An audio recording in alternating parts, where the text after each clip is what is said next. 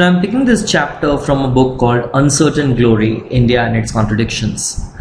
Chapter 2, Integrating Growth and Development. This is given by Jean Dries and Sain. This is written by these renowned authors. Now, what are they talking about in this chapter is that if you look at the fact that Indian economy was growing at around 3.5% per year, right, for almost 3 decades after independence. For almost 3 decades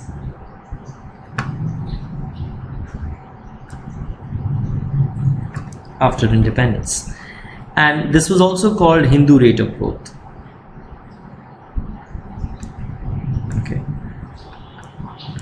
Now there was nothing related to religion in that.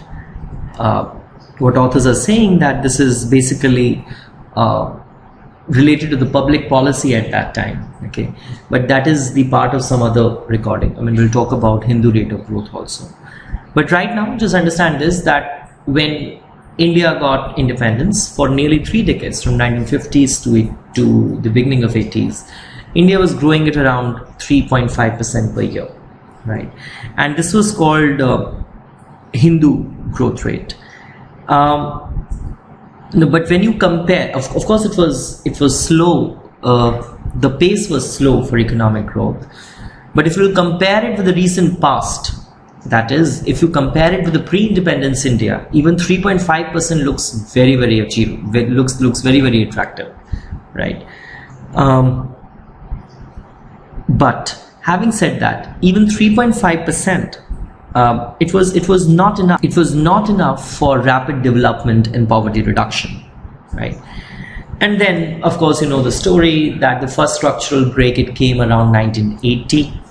We have already done those recordings. That first structural break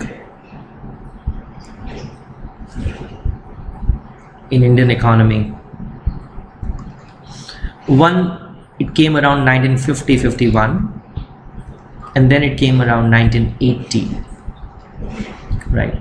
So this was the time when the structural break came, and of course then BOP crisis came of early 1990s, BOP crisis. Then 1991 economic reforms came,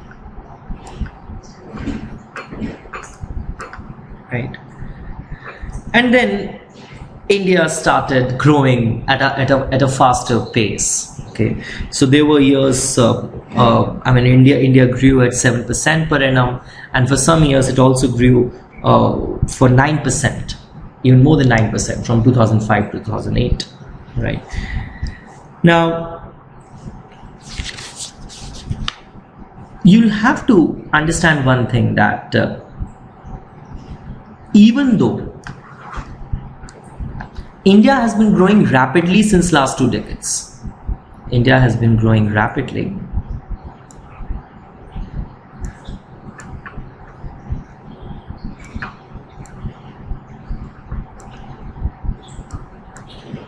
since last 2 decades, but it is still one of the poorest country of the world.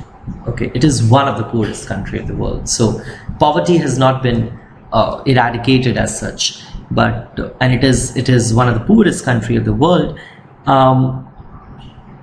If you look at the African continent, and you get rid of the sub-Saharan African economies, then apart from those countries, real income per capita of India is lower than those countries. If you, apart from sub-Saharan African economies, if you look at the other economies of the African continent, India is still lower than some of them, right? Well, and authors are telling you that if you look at the quality of life, right, quality of life of the huge part of the underprivileged Indian population, they don't have the essential needs also satisfied. Clear? So are we able to provide a nutritious food to our population? Are we able to provide decent work conditions to our population? Are we able to provide a proper clothing to our population?